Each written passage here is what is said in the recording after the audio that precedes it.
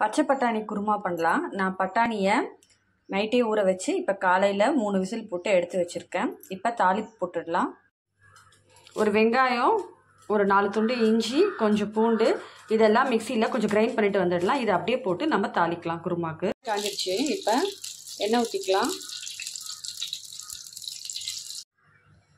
பட்டை, லவங்கம், கிராம்பு இதெல்லாம் போட்டுக்கிறோம். கூட கொஞ்சம் சோம்பு போட்டுக்கிறோம். இதெல்லாம் நல்லா பொரிக்கிட்டோம். இப்போ நல்லா வதங்கிடுச்சு. அரைச்சி வச்சுருக்கேன் வெங்காயம், பூண்டு, இஞ்சி இதையும் ஆட் பண்ணிக்கலாம்.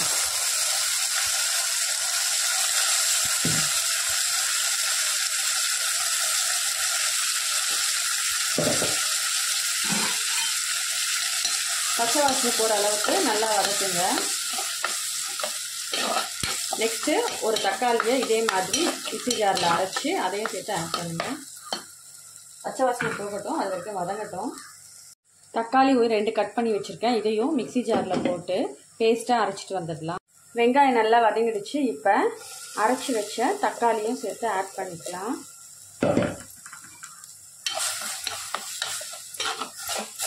கொஞ்சம் வதங்கின பிறகு மசாலா பொருள் போடலாம்.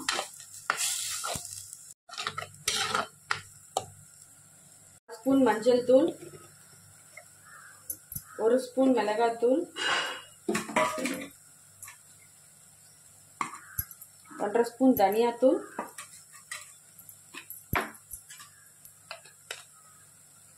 1/4 ஸ்பூன் கரம் மசாலா தூள், எல்லாத்துக்கும் தேவையான அளவு உப்பு. எல்லாத்தையும் சேர்த்து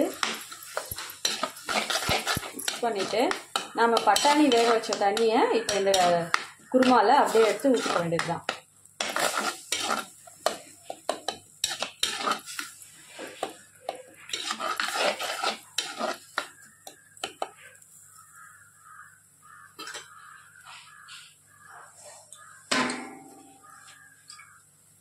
பட்டாணி வேக வச்ச தண்ணியை இதில் நான் ஆட் பண்ணிக்கிறேன். நல்லா கொதிக்கட்டும். அதுக்கப்புறம் பட்டாணி எடுத்து இதில் போடலாம். இப்போ பட்டாணியை ஆட் பண்ணிக்கலாம்.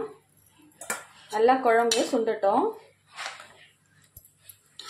தேங்காய் அரைச்சி ஊற்றிட்டா பட்டாணி குருமா ரெடி. தேங்காய் பால் சேர்த்துருங்க. தேங்காய் பால் அரைச்சி ஊற்றிட்டா குருமா ரெடி. இட்லி, தோசைக்கு அருமையாக இருக்கும்.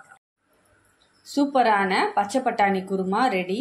இது இட்லி, தோசை, சப்பாத்திக்கு நல்லாயிருக்கும். நீங்களும் ட்ரை பண்ணி பாருங்கள்.